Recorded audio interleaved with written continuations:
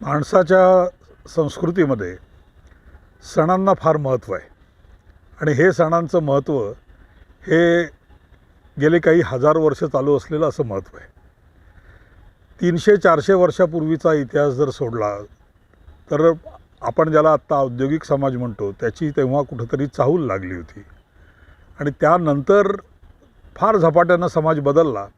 पण शेवटी कुठल्याही समाजाला अन्न हे लागतं, कुठल्याही समाजाला कृषीला पूर्ण विराम देता येत नाही आणि वर्षानुवर्ष चालत असलेला सर्वात प्राथमिक व्यवसाय सर्वच समाजांमधला, सर्वच इतिहासांमधला हा मुख्यतः कृषी आहे.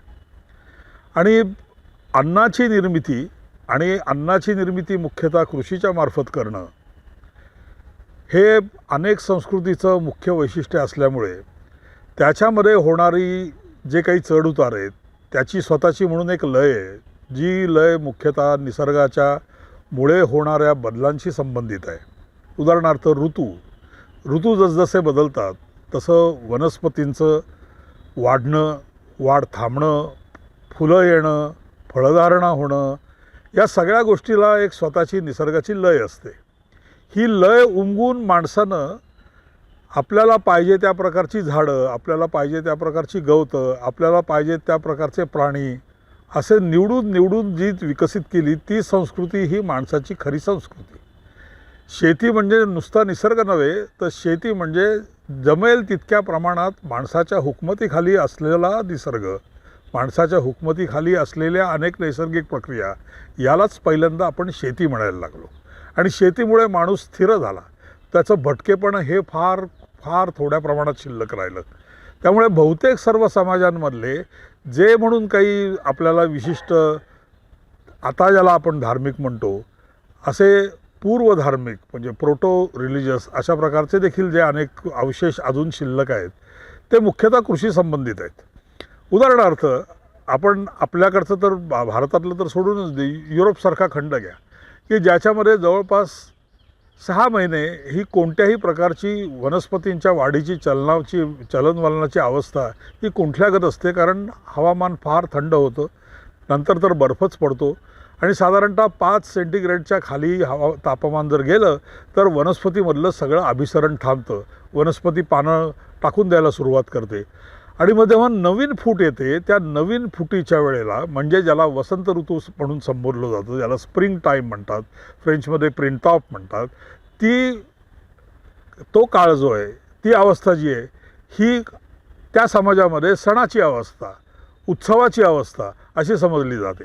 त्यामुळे वसंतोत्सव हा फक्त भारतात आहे असं नाही, वसंतोत्सव सर्व जगभर आहे. जिथं नव्यानं फूट येते, जिथे नव्यानं पालवी येते, जिथं एका अर्थानं त्या पालवीवरती अवलंबून असणारं सर्व जीवन ते माणसाचं, प्राण्यांचं आणि अन्य वनस्पतींचं असो याच्या भोवती ही आनंद साजरा करण्यासारखी गोष्ट म्हणून त्याचं स्वागत करण्याच्या प्रथा या तुम्हाला सर्व संस्कृतीमध्ये दिसतात. आपल्याकडचं सर्वात एक जे जुनं वाङ्मय समजलं जातं, आपल्याकडचंच नाही कदाचित जगातलं सर्वात प्राचीन वाङ्मय जे आहे ते म्हणजे ऋग्वेद. ऋग्वेद हा एक भटक्या लोकांचा समूह होता आणि संस्कृती होती असा एक गैरसमज आहे. पण नीट जर ऋग्वेदामधल्या ऋचांचं परिशीलन केलं तर तुमच्या असं लक्षात येईल की याच्यामधल्या ज्या मेघांना उद्देशून, वरुणाला उद्देशून असलेल्या ज्या ऋचा आहेत त्या ऋचांमधला त्यांना केलेलं आवाहन हे कशाबद्दलचं आहे तर तो पाऊस वेळेवर पडावा, पुरेसा पडावा. तसा जर तो पुरेसा पडला तरच आपल्याला धान्याची भरभराट मिळेल, तरच आपल्याला शेतीची भरभराट मिळेल. अशा प्रकारचा स्पष्ट उल्लेख असलेल्या ऋचा आपल्याला ज्या ऋग्वेदात मिळतात याच्यावरून एकतर दिसतं की हा आपण समजतो तसा हा फक्त भटक्या पशुपालन करणाऱ्या लोकांचा समाज नाही, कारण ते बोलत आहेत ते पिकांबद्दल बोलत आहेत. कारण निसर्गामध्ये अनेक प्रकारची चक्र आहेत, त्यातलं एक चक्र हे सूर्याभोवती पृथ्वीच्या होणाऱ्या स्वांग परिभ्रमणाखेरीज सूर्याभोवती होणाऱ्या परिभ्रमणामुळे तयार होतं. खेरीज पृथ्वीचा अक्ष हा कललेला आहे, त्यामुळे ऋतू होतात आणि या ऋतूंच्या स्वरूपामुळे जी काही वनस्पती आणि प्राण्यांच्या निर्मितीची चक्र तयार होतात तशीच त्याच्याबरोबरीनं पाऊस पडणं, हवामान बदलणं, पुरेसं ऊन उपलब्ध असणं या प्रकारची चक्र तयार होतात. त्यामुळे जे सर्व सण आहेत ते सण मुख्यतः या चक्रांना उद्देशून केलेले साजरे केलेले अशा प्रकारचे उत्सव आहेत. आणि भारत हा त्याचा एक फार मोठा भाग आहे. याचं कारण भारताइतकी अशी जिवंत प्राचीन संस्कृती ही फार थोड्या ठिकाणी आता तशी शिल्लक असेल. त्यामुळे शेती करणं हा मुख्य व्यवसाय असणं अशा असलेल्या समाजामध्ये फार मोठ्या प्रमाणात त्यांच्या उत्सव साजरे करण्याच्या, त्यांचे सण साजरे करण्याच्या पद्धतीमध्ये, कालामध्ये, कालखंडांमध्ये एक स्वाभाविक नैसर्गिक चक्राचं प्रतिबिंब दिसतं आणि ही जोड आपल्याला त्याच्यामध्ये सहजी आढळून येते. तसंच दुसरं एक वैशिष्ट्य जे शेतीवरती आधारित समाज होते त्यांचं म्हणजे शेवटी ही सुफला काय असते तर भूमी सुफला असते. या सुफल भूमीमधून आपल्याला पाहिजे ते अन्न मिळतं.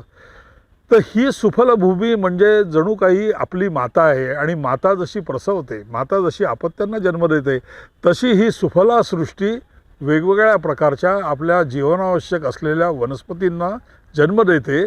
म्हणून तिची पूजा ही मातृपूजा या स्वरूपामध्ये अनेक संस्कृतींमध्ये आपल्याला आढळते.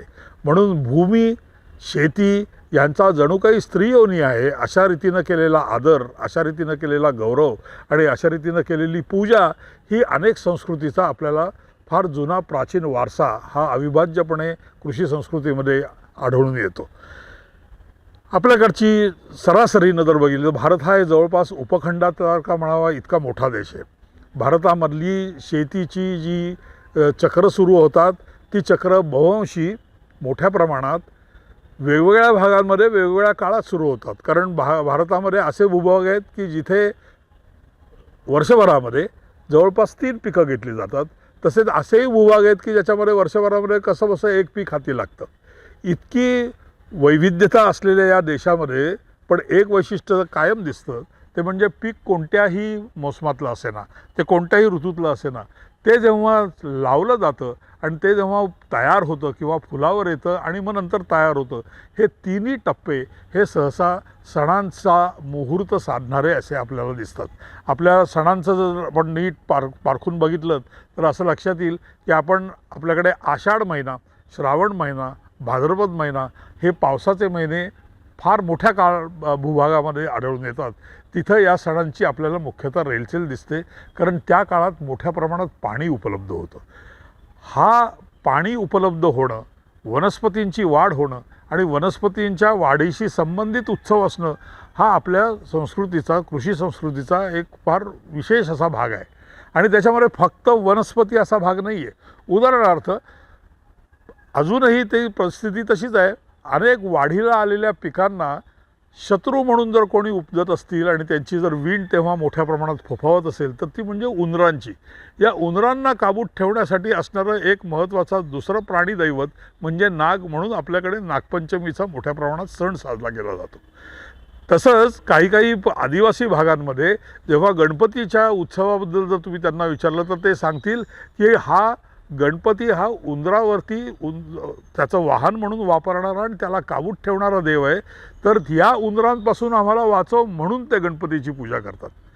असं जर तुम्ही बघत गेला तर असं क्रमाक्रमानं जो आरंभ ज्येष्ठा आषाढापासून सुरू होतो तो आपल्याला दसऱ्यापाशी येऊन ठरतो. आणि दसरा हा एक असा सण आहे की ज्या सणामध्ये जवळपास भारतभर कोणत्या ना कोणत्या प्रकारची लागवड झालेली असते, कोणत्या ना कोणत्या प्रकारचं पीक तयारीला आलेलं असतं किंवा तयार झालेलं असतं. म्हणून दसऱ्याची जी सर्वत्र साजरा करण्याची जी ठेवण आहे ती ठेवण मुख्यतः पिकाशी संबंधित आहे. अजूनही कर्नाटकामध्ये, आंध्र प्रदेशामध्ये, महाराष्ट्रामध्ये, गुजरातमध्ये, मध्य प्रदेशमध्ये दसरा साजर करताना नवरात्रीच्या सुरुवातीला अगदी घरामध्ये देखील छोटं माती आणि त्याच्यामध्ये 9 प्रकारची बीजं पेरायची आणि ती पेरून आलेली बीजं 10 दिवसामध्ये फुटून त्यांचे फूट येते आणि ते फूट आलेलं 10व्या दिवशी आपण ते साजरं करायचं किंवा त्याची डहाळी लावायची. असे जे सर्व विधी दिसतात हे विधी मुख्यतः या कृषी संस्कृतीशी, या सणाचा संबंध असल्याचे द्योतक आहेत. तसंच दिवाळी हा असा कालखंड आहे की ज्याच्यामध्ये जसं दसऱ्याला बरंचसं पीक तयार होतं आणि तुमच्या असं लक्षात येईल की बऱ्याचदा पूर्वी ज्या लष्करी मोहिमा निघायच्या त्या लष्करी मोहिमा देखील बव्हंशी दसऱ्यानंतर निघायचा. शिलंगण करणं याचा लष्कराच्या दृष्टीचा अर्थ असा की आपला भूभाग सोडून अन्य भूभागांवरती चढाई करण्यासाठी, लढाई करण्यासाठी तिथली काही वस्तू आपल्याला मिळते का याच्यासाठी म्हणून बाहेर पडण्याचा जो कालखंड असतो, या अर्थानं ते शिलंगण होतं. हे तयार झालेल्या पिकाची खूण ही बाहेर पडण्याची खूण ठरायची. तशीच तयार झालेल्या पिकाची जेव्हा बाजारपेठामध्ये आवक व्हायची त्यावेळेला असलेल्या भरभराटीचा काळ म्हणजे बऱ्याच ठिकाणी दिवाळीचा काळ असतो. त्यामुळे ही सुगी, जी सुगी आपल्याला मुख्यतः पावसाच्या पाण्याशी संबंधित दिसते, ती सुगी ज्या कालखंडात सुरू होते आणि ज्या कालखंडात येऊन संपते त्या कालखंडामध्ये तुम्हाला सणांचं सर्वात जास्त वैपुल्य आढळेल. फार मोठ्या प्रमाणात सणांचा जे दिवस आहेत ते या 5 ते 6 महिन्यामध्ये तुम्हाला आढळतील. तसंच नंतरचे पण आहेत. उदाहरणार्थ संक्रांत आपल्या दृष्टीनं म्हणजे महाराष्ट्राच्या दृष्टीनं संक्रांत हा सण मोठा आहे याबद्दल प्रश्न नाही, पण अनेक ठिकाणी हा कालखंड शेतीचा दुसरा टप्पा म्हणजे ज्याला उन्हाळी पिकाचा टप्पा म्हणतो त्या पिकाच्या टप्प्याच्या सुरुवातीचं द्योतक आहे आणि रब्बी पिकाची फ्लॉवरिंगची अवस्था म्हणजे फुलावरती धरण्याची अवस्था ही बऱ्याच ठिकाणी यावेळेला उद्भवत असते. त्यामुळे भारतभरची असलेली जी एकूण हंगामी मोसमी जे ऋतूंच्यावरती आधारित अशी जी कालखंड आहेत त्या कालखंडामध्ये जवळपास प्रत्येक कालखंडाशी निगडीत असलेला असा कोणता ना कोणता प्रकारचा सण तुम्हाला प्रत्येक महिन्यात जो दिसतो, याचं कारण या सर्व सणांची साजरी करण्याची पद्धत, त्याची वेळ, त्याची वर्षभरातला ठरलेले महिने किंवा ऋतू किंवा बहुतेक बाबतीमध्ये तर विशिष्ट तिथी या मुख्यतः अशा रीतीनं कृषीशी निगडीत आहेत. त्यामुळे आपण जरी आज स्वतःला प्रगत औद्योगिक समजत असलो तरी आपले सण मात्र जे आहेत त्या इतकं मोठ्या प्रमाणात औद्योगिक वाटचाल केल्यानंतर देखील अजूनही कृषीशी संबंधित आहेत. कारण कितीही औद्योगिक पातळी गाठली तरीसुद्धा आपण आपली असलेली मूळ कृषीची नाळ कधीच तोडू शकत नाही, कारण आपल्याला जगण्यासाठी लागणारं अन्न हे मुख्यतः कृषीतून येत असतं. त्यामुळे ह्या चक्रामध्ये शेतकऱ्याला काय मिळतं, शेतकऱ्याचा आनंदाचा क्षण कोणता असतो, शेतकऱ्याचा चिंतेचा क्षण कोणता असतो, या हिशोबानं या सर्व सणांची, व्रतवैकल्यांची, पूजा पद्धतीची जी सर्व आखणी दिसते ती आखणी मुख्यतः या अर्थानं कृषीशी निगडीत असलेली आखणी आहे. अशा कितीतरी तपशील सांगता येतील. प्रत्येक पिकानुसार देखील काही काही सण आहेत. काही सणांना काही विशिष्ट पिकांचं फार विशेष महत्त्व दिसतं. त्याचं आपल्याला ज्याला आपण नैवेद्य म्हणतो, जे देवतेला म्हणून सादर करायचं असतं असं जे आहे त्या पदार्थांची ठेवण देखील या अर्थानं कृषीशी निगडीत आहे. उदाहरणार्थ फार प्राचीन काळामध्ये म्हणजे आत्ता आपल्याला जितक्या मोठ्या प्रमाणात भारतभर गहू दिसतो तसा गहू तेव्हा नसे आणि मुख्यतः भारतभर 2 प्रकारच्या तांदूळाची लागवड केली जात असे. एकाला म्हणायचे शाली आणि दुसऱ्याला म्हणायचे व्रीही. हा जो शाली प्रकारचा जो गहू, ज्याचा मराठी अपभ्रंश आपण साळी म्हणून वापरतो, अजूनही आपण तांबड्या प्रकारच्या तांदूळाला तामसाळ म्हणतो, काळ्या तांदूळाला काळीसाळ म्हणतो, हे त्या शालीचं असलेलं रूप आहे. हे रूप जे आहे हे रूप बहुंशी केव्हा तयार होतं तर ते आश्विन कार्तिकाच्या सुमाराला तयार होऊन बाजारात येतं.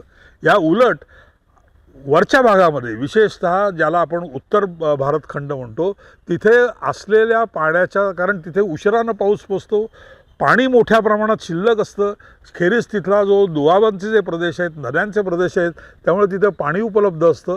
तिथं मोठ्या प्रमाणात ज्या प्रकारच्या तांदूळाची लागवड व्हायची त्याला म्हणायचे व्रीही.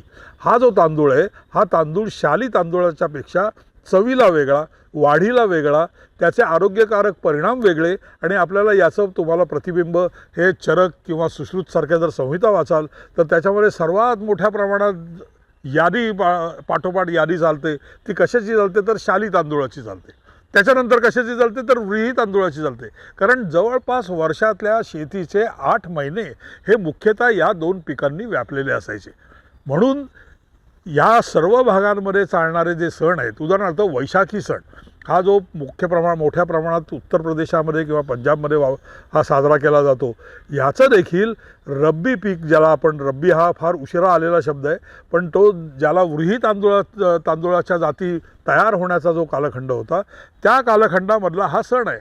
आणि हे पीक कापून झाल्यानंतर उरलेल्या वापसावरती देखील तिसरं पीक अनेक ठिकाणी घेतलं जातं.